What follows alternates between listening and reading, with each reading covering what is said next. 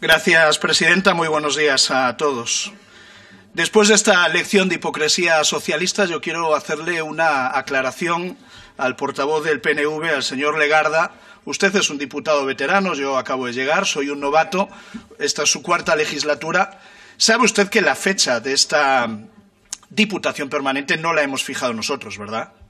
Sabe que la fecha de esta Diputación Permanente la ha fijado el Partido Socialista, la ha fijado la Presidencia de la Cámara. Que nuestras peticiones datan de hace un mes.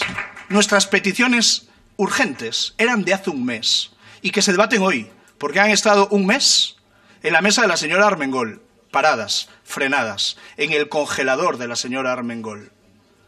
Y ahora que el PNV dice que está comprometido con la causa de Venezuela por la libertad, explíquele usted a sus votantes por qué hoy no van a apoyar nuestra petición de que el presidente del Gobierno y el ministro de Asuntos Exteriores expliquen la postura de España con respecto a lo que está sucediendo en Venezuela. Explíqueselo usted, porque le he dejado sin excusas en este debate. Muy bien. Señorías, el pasado 28 de julio se celebraron en Venezuela unas elecciones trascendentales en su transición de la dictadura que hoy padece a la democracia que todavía anhela. La cita llegó precedida por unos antecedentes dramáticos. El régimen de Maduro había incumplido en reiteradas ocasiones los acuerdos de Barbados, destinados a asegurar unas elecciones con todas las garantías. Había impedido a María Corina Machado presentarse a las elecciones, inhabilitándola de forma irregular por un periodo de 15 años. Había vetado la presencia de la mayoría de observadores internacionales independientes, incluida la Unión Europea.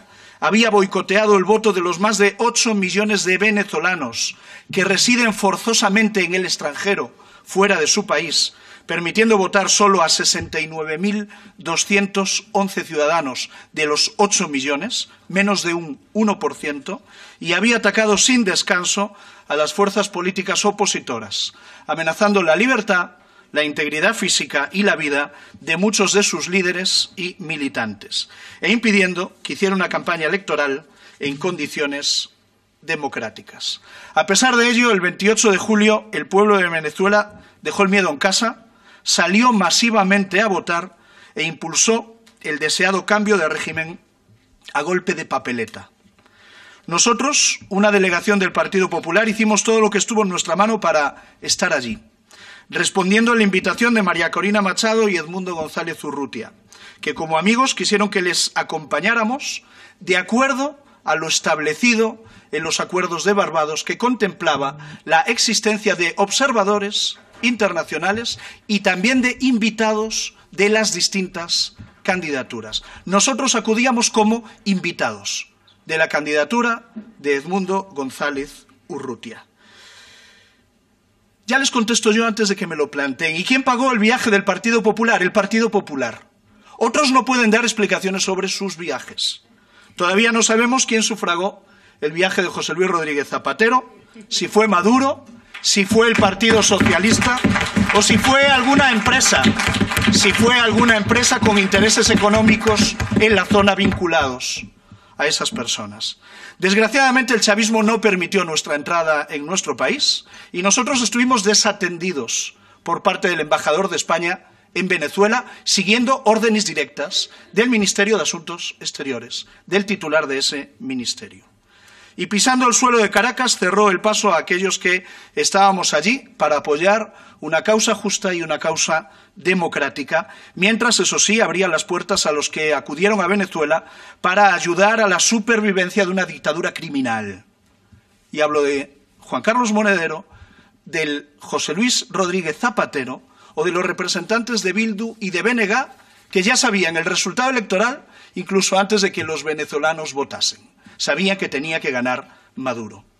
Después del 28 de julio, el chavismo se aferró a unos resultados infundados, tardíos, orales, inverosímiles, y utilizó al Consejo Nacional Electoral y al Tribunal Supremo de Justicia para ejecutar un fraude político descarado y sin el más mínimo complejo, merecedor de la repulsa de la misión internacional independiente de la ONU, que alertó de la falta de imparcialidad e independencia de ambas instituciones, reconociendo su papel decisivo dentro de la maquinaria represiva del chavismo.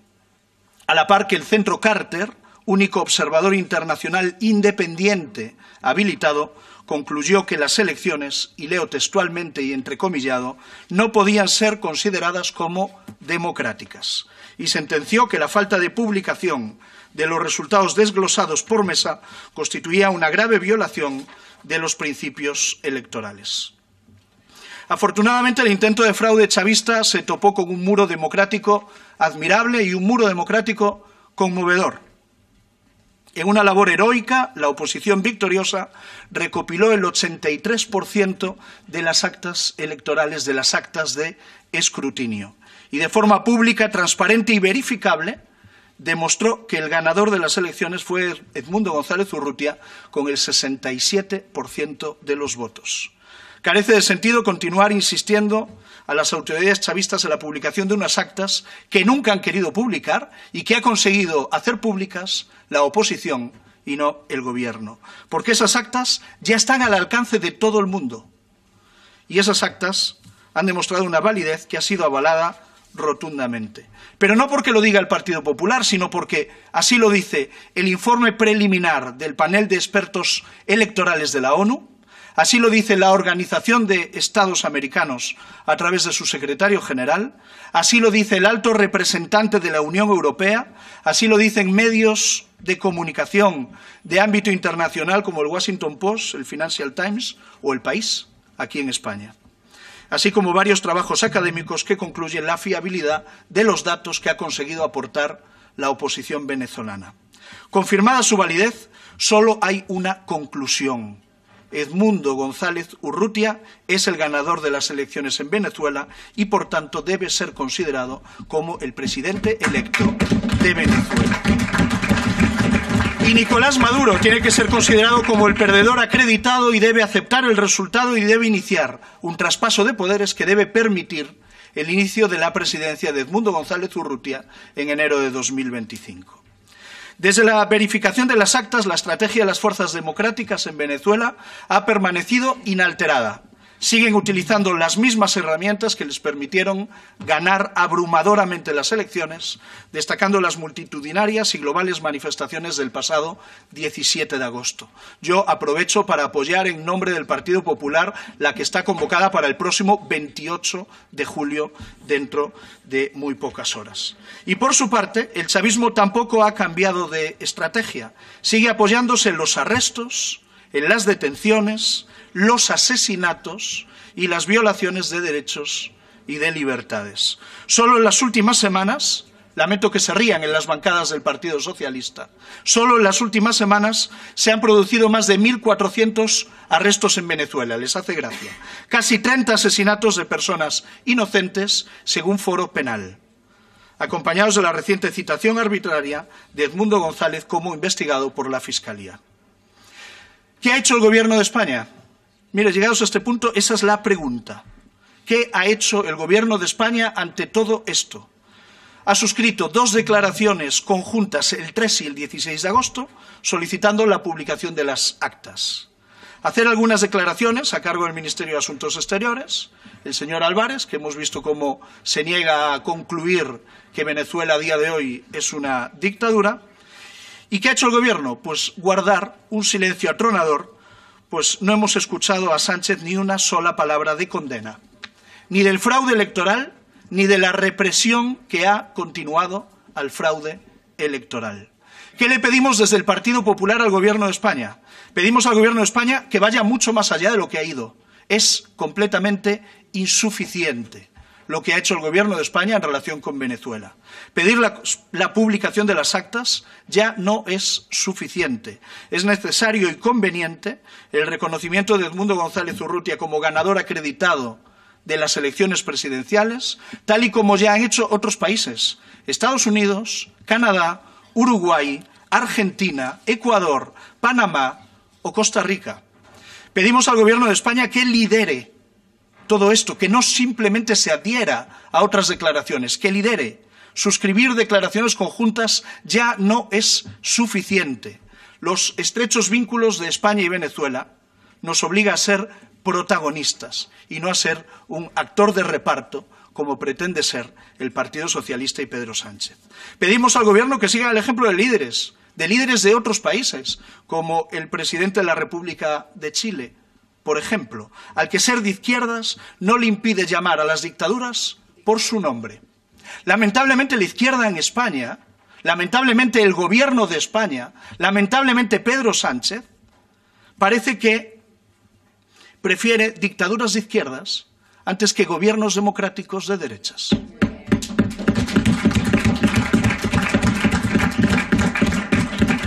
Y eso es lo que les lleva a actuar como actúan en Venezuela o como actúan con respecto a otros países como Cuba. Nadie entiende que el Gobierno de España esté tan dispuesto a tomar la delantera en un asunto como Palestina y no esté dispuesto a llevar la delantera en un asunto tan importante como es el de Venezuela, con el que tenemos vínculos históricos clarísimos. ¿Y qué pedimos al Gobierno de España? Pedimos que informe a estas Cortes en materia de política exterior. Si está en contacto permanente con el régimen chavista, como ha dicho el señor Álvarez, exigimos que nos explique por qué no se publican las actas electorales. ¿Por qué el Gobierno no las publica cuando la oposición sí lo ha hecho? Exigimos explicaciones al Gobierno de España sobre su tibieza. ¿Tiene algo que ver con las maletas de Delcy Rodríguez? ¿Con los intereses económicos del expresidente Rodríguez Zapatero, que ha aborchornado a todos los demócratas españoles? ¿O con la cercanía ideológica de su gobierno con el régimen chavista? Exigimos una explicación al silencio de Sánchez, que desde el 31 de julio no ha pronunciado ni una sola palabra sobre lo que está sucediendo en Venezuela. Y exigimos luz sobre las tinieblas que rodean la relación de José Luis Rodríguez Zapatero con la República Bolivariana de Venezuela. ¿Por qué el Gobierno valora y aprecia su labor en Venezuela? ¿Cuál es exactamente su labor? ¿A qué se dedica? ¿Por qué no firmó la petición del Grupo de Puebla para que se publicaran las actas? ¿Cuáles son sus intereses en Venezuela? Por todo lo anterior, con estas tres iniciativas agrupadas, pedimos la comparecencia urgente y extraordinaria del presidente del Gobierno y del ministro de Asuntos Exteriores aquí en el Congreso de los Diputados, para arrojar luz donde hay demasiada oscuridad y para que desde esta Cámara lancemos un mensaje claro al pueblo de Venezuela y que defendamos entre todos una Venezuela libre y una Venezuela democrática. Nada más y muchas gracias.